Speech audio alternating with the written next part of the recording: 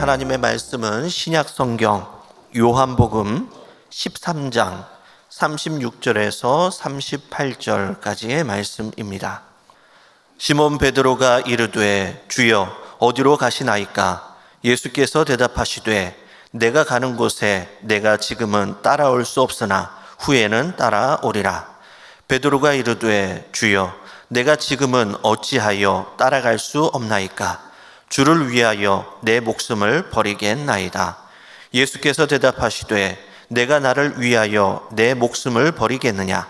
내가 진실로 진실로 내게 이르노니 닭 울기 전에 내가 3번 나를 부인하리라. 아멘. 베드로에게는 평생 잊을 수 없는 한 소중한 경험이 있었습니다. 베드로가 갈릴리 호숫가에서 어부로 살 때였습니다. 어느 날 배에서 내려 그물을 씻고 있었습니다. 한 사람이 자신의 배로 다가옵니다. 그리고 그 배에 올라가서 무리를 향하여 말씀을 선포합니다. 그리고 베드로에게 다가오셔서 깊은 데로 가서 그물을 던지라고 말씀하십니다. 이 말씀을 들은 베드로는 어떻게 합니까? 누가복음 5장 5절 말씀을 보시면은 선생님, 우리들이 밤이 새도록 수고하였습니다. 그런데 잡은 것이 없습니다. 하지만 말씀에 의지하여 내가 그물을 던지겠습니다. 라고 답변합니다. 베드로는 지금까지 익숙하게 살아왔던 갈릴리 호숫가에 있습니다. 그리고 그곳에서 쌓아온 선 경험의 틀이 있었습니다. 그는 밤이 새도록 늘 수고하는 루틴을 갖고 고기를 잡는 경험을 쌓아오고 있었습니다. 이 경험은 어느 것과도 바꿀 수 없는 갈릴리 호수에서 만들어진 베드로의 축적된 자산이었습니다. 그런데 지금까지 고수하고 있었던 자신의 틀이 무너지기 시작합니다. 말씀을 듣고 그 말씀에 의지하여 이 선 경험의 틀을 무너뜨립니다. 그러자 베드로에게 어떠한 일이 일어납니까? 말씀의 능력을 새롭게 경험합니다. 누가복음 5장 6절 말씀을 봅니다. 그렇게 하니 고기를 잡은 것이 심히 많아 그물이 찢어지는지라.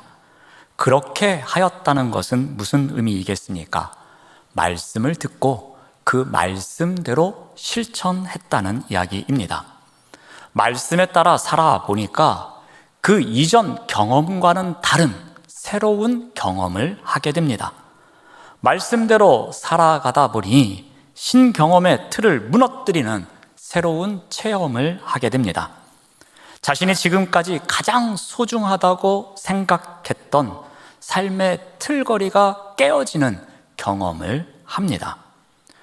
이러한 베드로를 향하여 예수님께서는 어떻게 말씀하십니까? 누가복음 5장 10절 말씀을 봅니다. 이제 후로는 내가 사람을 취하리라.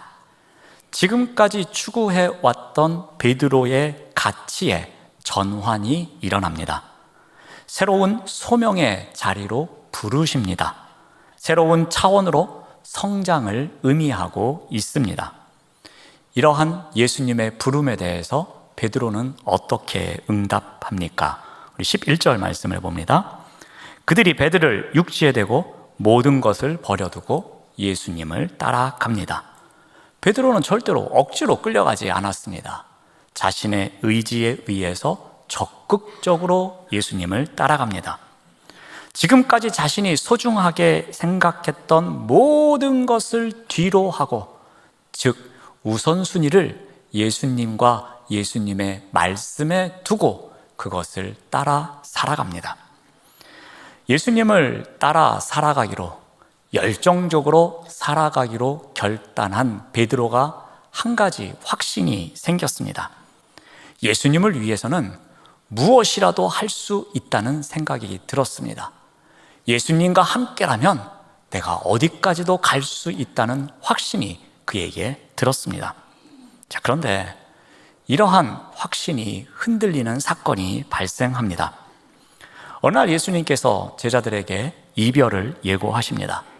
그러자 베드로가 예수님이 어디를 가시는지 여쭙니다. 우리 요한복음 13장 36절 말씀을 봅니다. 시몬 베드로가 이르되 주여 어디로 가시나이까?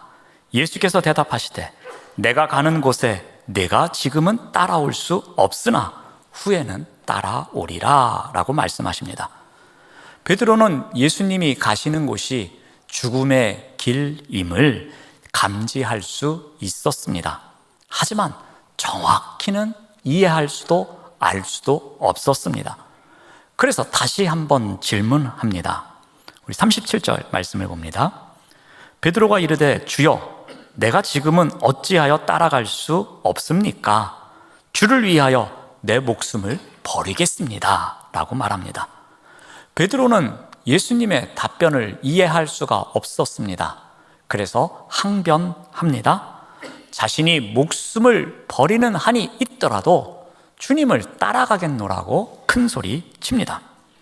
그러나 예수님은 베드로가 지금은 따라올 수 없다고 말씀하십니다. 그리고 닭이 울기 전에 내가 나를 3번 부인할 것이라고 말씀하십니다. 그런데 이제 닭이 울기까지 불과 몇 시간이 남지 않았습니다. 3년 동안 예수님을 열심히 따라왔던 베드로였습니다. 그런데 몇 시간 안에 자신이 예수님을 모른다고 부인하는 일이 3번이나 일어날 것이라고 말씀하십니다. 베드로는 속으로 외쳤을 것입니다. 이거는 말도 안 되는 이야기야. 어떻게 나와 같은 제자가 불과 몇 시간 뒤에 예수님을 모른다고 3번이나 부인할 수 있어? 이런 일은 절대로 일어나지 않아 라고 확언했을 것입니다. 그런데 그의 생각과는 다른 상황이 펼쳐집니다. 베드로는 지금까지 경험했던 것과 또 다른 것을 경험합니다. 예수님을 만나고 예수님을 따라왔고 3년 동안 열심히 예수님과 함께 사역을 했던 그 경험, 이 세상 어느 것과도 바꿀 수 없는 경험과는 다른 실패자의 자리로 나아가는 일을 경험하게 됩니다. 베드로는 대제사장이 보낸 사람들에 의해서 체포된 예수님이 궁금했습니다. 그래서 대제사장의 집으로 향합니다. 멀찍이 바깥 뜰에서 그 재판의 결과를 지켜봅니다. 그런데 한 여종이 다가옵니다. 너도 갈릴리 사람 예수와 함께 있었지? 하면서 베드로를 알아봅니다. 순간 베드로는 가슴이 철렁 내려앉았을 것입니다.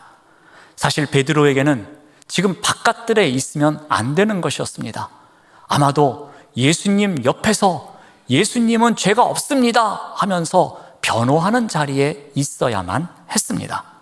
그런데 그렇지 못해서 멀찍이에서 바깥들에서 바라보고 있는 베드로에게 한 여인이 다가와 예수의 제자라고 추궁하고 있습니다. 이에 베드로는 어떻게 답변합니까? 우리 마태복음 26장 70절 말씀을 봅니다. 베드로가 모든 사람 앞에서 부인하여 이르되 나는 내가 무슨 말을 하는지 알지 못하겠다라고 합니다. 베드로는 예수님을 모른다고 부인하고 있습니다. 여기에 나오는 부인하다라는 단어는 내가 누구를 알지 못합니다. 이 일에 대해서 저는 전혀 상관이 없습니다. 이것은 제가 모르는 일입니다 라고 할 때 사용하는 단어입니다. 아마도 베드로가 심히 당황한 것 같습니다. 즉흥적인 답변을 한 것 같습니다. 예상치 못했던 여종의 공격에 대해서 많이 마음이 흔들려서 답변한 것 같습니다. 순간 걱정과 근심과 두려움이 심하게 몰려왔던 것 같습니다. 별것 아님에도 불구하고 예수님을 모른다는 부인하는 자리, 지금까지의 경험과는 다른 새로운 실패자의 자리로 나아가는 경험을 하게 됩니다. 이 한 번으로 끝나지 않았습니다. 베드로는 위축된 마음을 갖고 장소를 옮깁니다. 이제 베드로는 앞문까지 옮깁니다. 이 앞문은 출입구라고 생각하시면 되겠습니다. 우리네 대문 정도라고 보면 되겠습니다.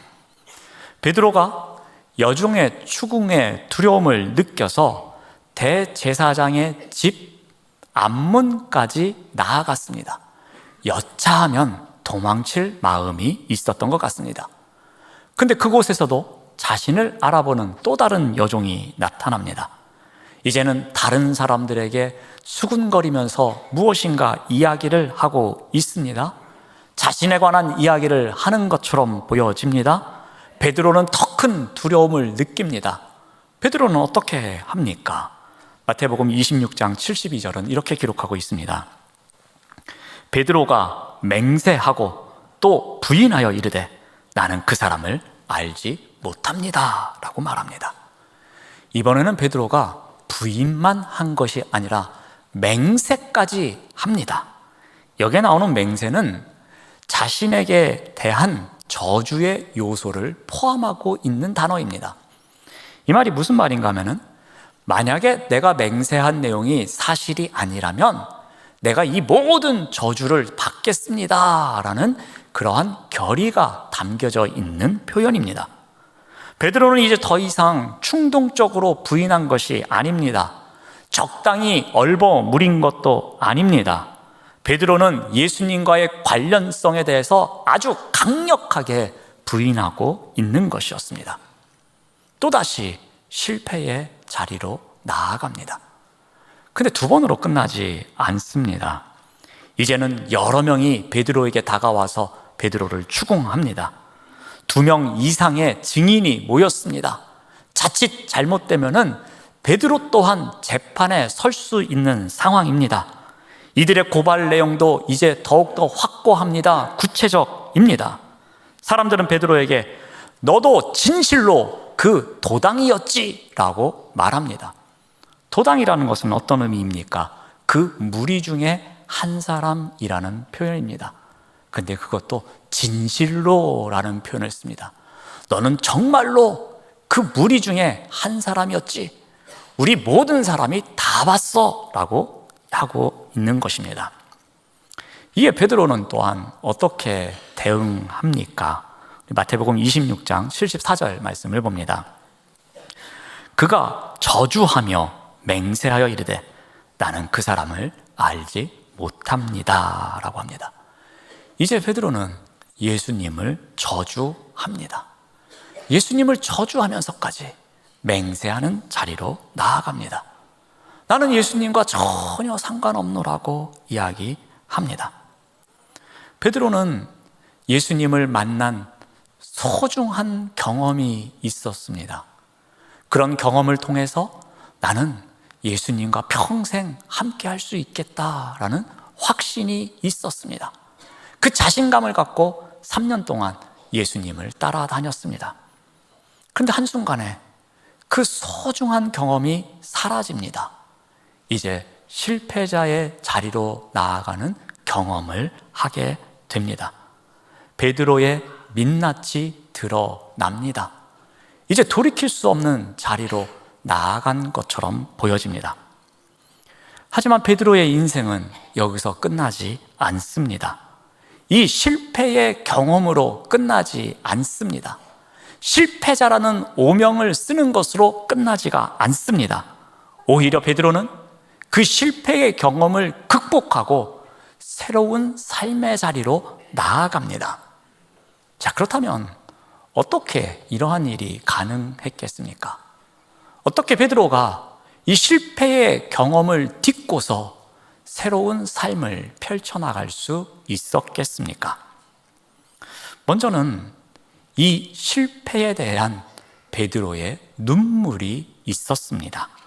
우리 마태복음 26장 75절 말씀을 봅니다. 이에 베드로가 예수의 말씀에 닭 울기 전에 내가 3번 나를 부인하리라 하심이 생각나서 밖에 나가서 심히 통곡하니라. 베드로가 심히 통곡하고 있습니다. 이 베드로가 흘리는 눈물의 의미가 무엇이겠습니까? 적당히 얼버무리면서 예수님을 부인했던 자신을 통한히 여기는 눈물의 자리입니다. 맹세하면서까지 예수님을 부인했던 한없이 나약한 자신을 돌아보면서 어떻게 내가 이럴 수 있을까 자신을 책망하며 흘리는 눈물이었습니다. 다 예수님을 떠나도 나만은 예수님을 떠나지 않겠습니다라고 큰 소리쳤던 자신이 이렇게 무기력하게 넘어지는 모습을 돌아보면서 그 순간순간을 곱씹으면서 눈물 흘리는 자리였습니다. 자신의 연약함을 다시 한번 확인해 보면서 자신의 실패를 인정하면서 눈물 흘리는 시간이었습니다. 바로 이러한 베드로의 눈물이 있었기에 베드로는 실패의 경험으로 끝나지 않았던 것입니다. 또 하나는 이와 같은 베드로를 위해서 함께 하시면서 기도하시는 예수님이 계셨기에 가능했습니다. 우리 누가복음 22장 60절에서 61절 말씀을 봅니다. 베드로가 말하고 있을 때에 닭이 곧 울더라. 주께서 돌이켜 베드로를 보시고, 베드로가 실패한 그 자리에는 베드로 혼자만 있었던 것이 아니었습니다. 그 눈물 흘리고 있는 베드로를 향한 주님의 마음이 있었습니다. 베드로가 실패해서 실패자라고 낙인 찍히는 그 자리에 베드로만 혼자 팽개쳐 둔 것이 아니라 그곳에 주님의 사랑이 함께 하셨습니다. 그 자리는 거듭된 실패로 주저앉는 자리가 아니라 다시 일어날 수 있도록 주님께서 격려해 주시는 손길이 있었던 것입니다. 이 실패에 절망해서 소명의 길을 포기하는 자리가 아닌 다시 사람을 낚는 업으로 살아갈 수 있도록 손 내밀어 주시는 주님의 격려가 있었던 것입니다. 다시 베드로가 교회의 반석이 되기를 간절히 소망하는 주님의 마음이 함께 머물고 있었습니다. 자, 그런데 이러한 예수님의 마음이 어디에서 왔겠습니까? 그 베드로가 통곡하고 있는 그곳에서 함께 주님의 마음이 있을 수 있었던 것은 과연 언제부터 시작되었겠습니까? 우리 누가복음 22장 31절에서 32절 말씀을 봅니다. 시몬아 시몬아 보라, 사탄이 너희를 밀가부르듯 하려고 요구하였으나 그러나 내가 너를 위하여 내 믿음이 떨어지지 않기를 기도하였나니 너는 돌이킨 후에 내 형제를 굳게 하라라고 말씀하십니다. 사탄은 끊임없이 베드로를 흔들었습니다. 사탄은 끊임없이 베드로의 믿음이 떨어지기를 유혹했습니다. 하지만 이와 같은 일이 있음에도 불구하고 그의 믿음이 떨어지지 않기를 옆에서 기도하고 계신 분이 계셨습니다.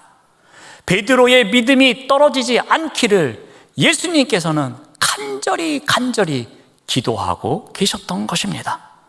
베드로가 비록 한순간 그 믿음이 떨어져서 예수님을 모른다고 부인하는 자리로 나아갈지라도, 비록 실패자의 자리에 나아갈지라도 그 베드로가 다시 회복될 수 있도록 응원하는 예수님의 기도가 있었던 것입니다.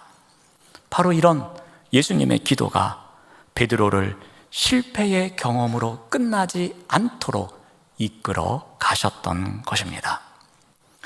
또 하나 베드로가 이 실패의 경험으로 끝나지 않고 다시 일어설 수 있었던 것은 베드로에게 필요한 것을 회복시켜 주시는 시간이 있었다는 것입니다. 부활하신 예수님께서 이제 제자들을 만나기 위해 찾아오십니다. 장소는 갈릴리 호숫가였습니다. 갈릴리 호숫가에서 7명의 제자들이 그 이전처럼 고기를 잡고 있었습니다. 배를 타고 멀리 나갑니다. 밤새 그물을 던졌지만 한 마리도 잡지 못했습니다. 실망감에 사로잡힌 제자들은 다시 돌아왔습니다. 지친 몸을 이끌고 그물을 수선하고 있었을 것입니다. 이들은 이미 예수님을 따르겠다고 했지만 예수님을 따르지 못하고 실패한 경험이 있는 자들입니다. 예수님께서 십자가에 달려 돌아가실 때에 그것이 두려워서 도망쳤던 실패자들입니다. 그들은 이제 아무 의미 없이 어떻게 살아가야 할지 모른 채로 다시 이전의 삶으로 돌아와 있는 상황이었습니다. 바로 그때 부활하신 예수님께서 이들을 찾아오십니다. 마치 처음 베드로를 찾아가셨을 때와 똑같은 장면이 다시 연출되고 있습니다. 예수님께서 호숫가에 베드로에게 찾아오십니다. 베드로는 그 전날부터 고기를 잡으려고 했지만 잡지 못했습니다. 또 예수님께서 그에게 말씀을 전하십니다. 말씀을 하신 후에 깊은 데로 가서 그물을 던지라고 하십니다.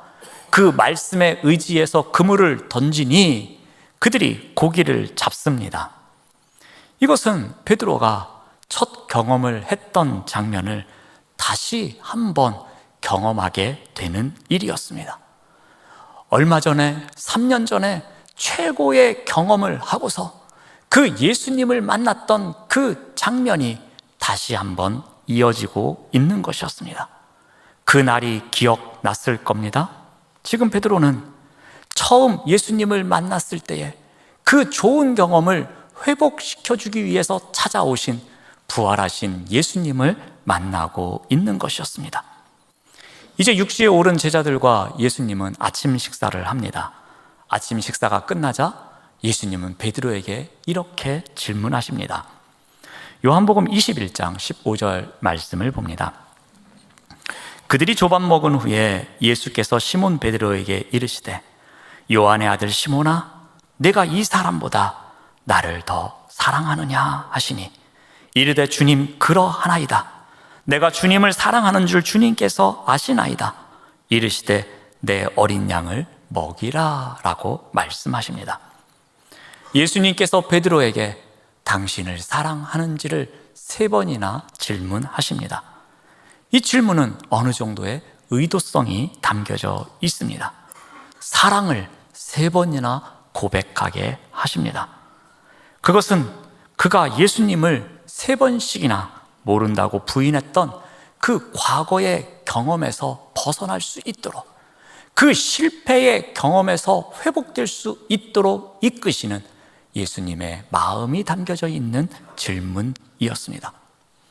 베드로는 숨기고 싶었을 것입니다.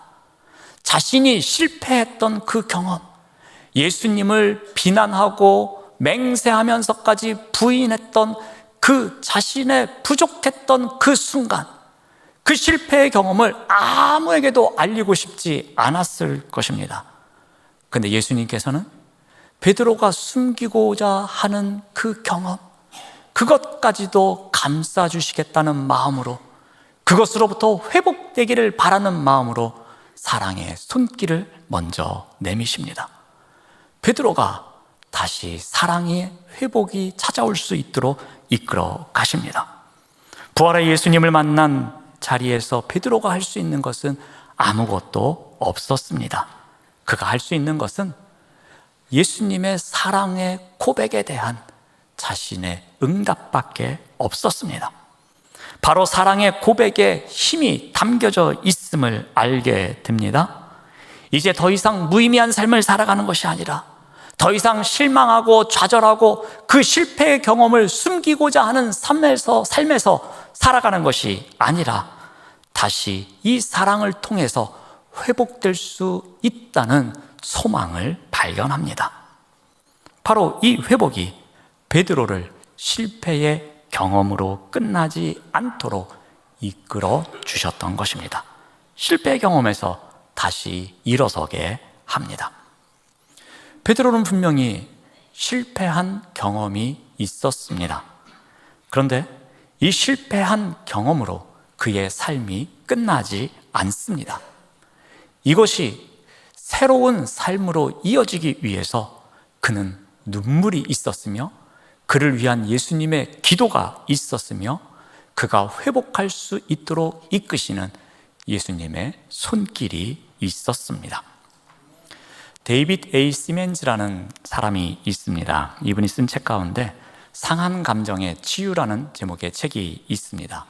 기독교 신앙서적의 고전 중에 하나입니다. 이 책에 다음과 같은 글이 있습니다.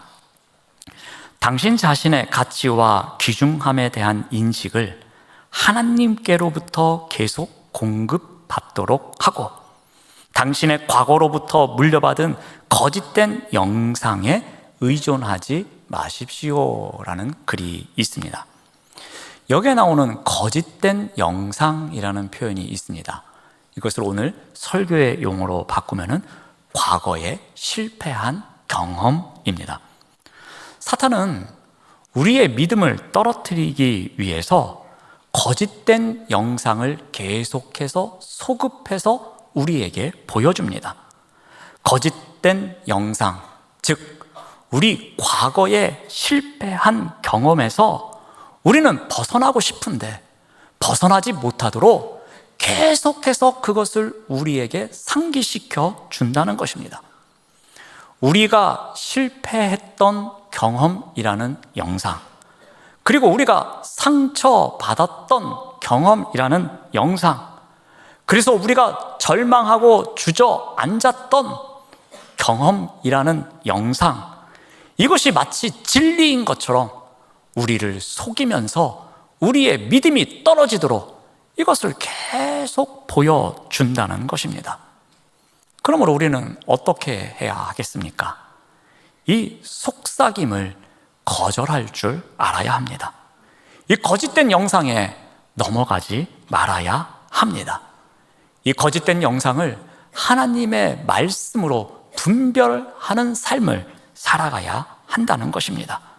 말씀의 능력이 있음을, 그 말씀의 능력이 거짓된 영상을 이겨낼 힘이 있음을 우리가 꼭 기억해야 할 것입니다. 사탄이 베드로에게 거짓된 영상을 보여주면서 제자의 길을 걸어가지 못하게 했던 것처럼, 그래서 베드로의 믿음이 흔들리게 만들었던 것처럼 지금도 우리에게 거짓된 영상을 계속해서 보여주고자 합니다. 과거에 실패한 경험을 통해서 우리의 믿음을 흔드는 일이 생긴다는 것입니다. 자, 그런데 중요한 것이 있습니다.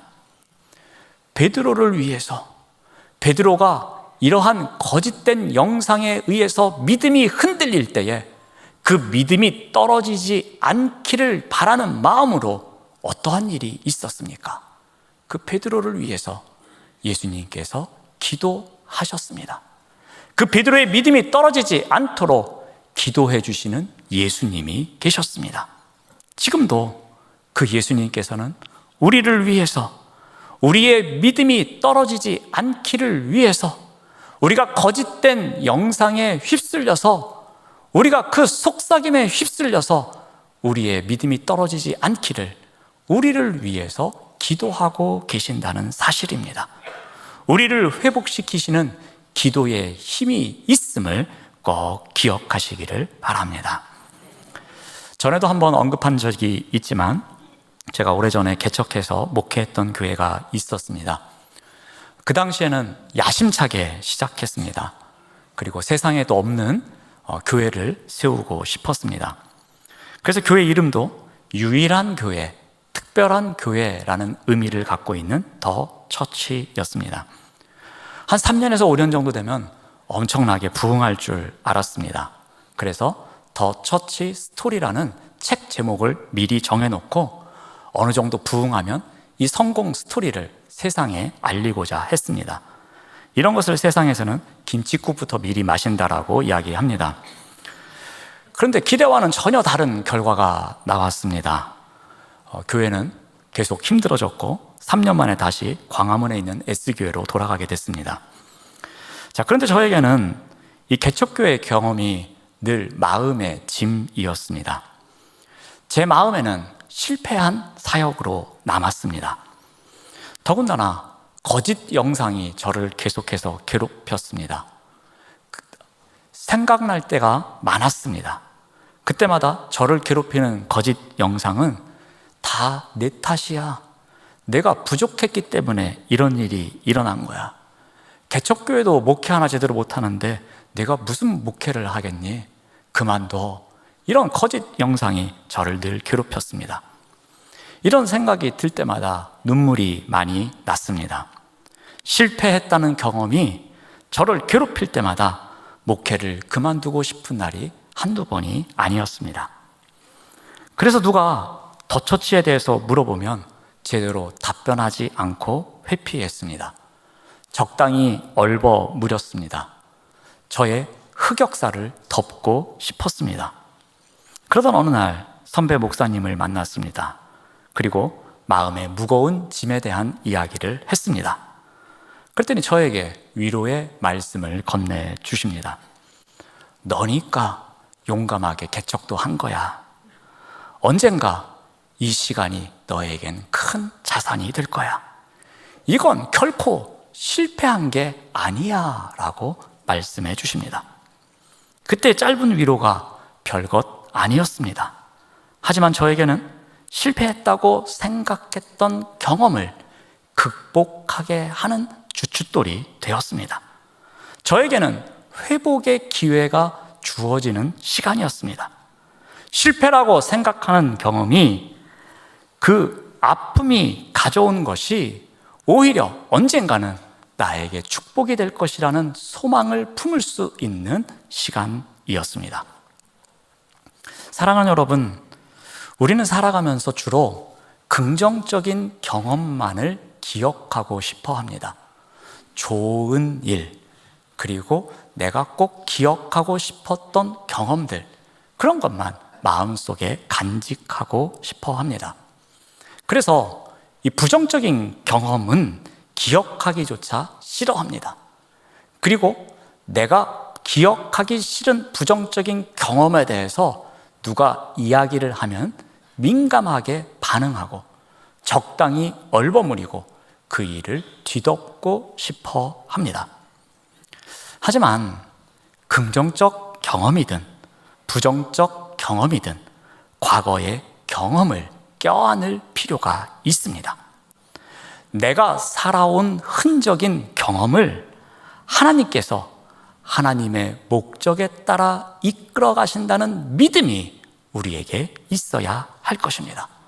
하나님께서는 비록 나의 부정적인 경험이지만 그 경험에도 불구하고 나의 마음을 아프게 한 경험이지만 그러한 경험에도 불구하고 하나님의 목적에 따라서 나의 모습을 만들어가는 일에 그 모든 경험을 사용하신다는 믿음이 우리에게 있어야 한다는 것입니다. 비록 나를 절망시킨 경험이었지만, 비록 나에게 씻을 수 없는 상처를 준 경험이었지만 그 경험까지도 나를 만들어 가시는 하나님의 손길임을 믿는 믿음이 우리에게 있어야 한다는 것입니다. 바로 이것이 이노베이트입니다. 기도하겠습니다. 하나님 감사합니다. 우리는 본능적으로 긍정적 경험만을 기억하고 싶어 합니다. 하지만 오늘 말씀을 통해 부정적 경험 또한 우리가 껴안고 살아가야 할 삶의 흔적임을 돌아봅니다. 긍정적 경험이든 부정적 경험이든 그 경험들을 사용하시는 하나님의 손길이 있음을 믿음으로 고백합니다. 이 믿음이 우리의 영적 혁신을 만들어갈 수 있도록 인도하여 주시옵소서. 예수님의 이름으로 기도드립니다. 아멘.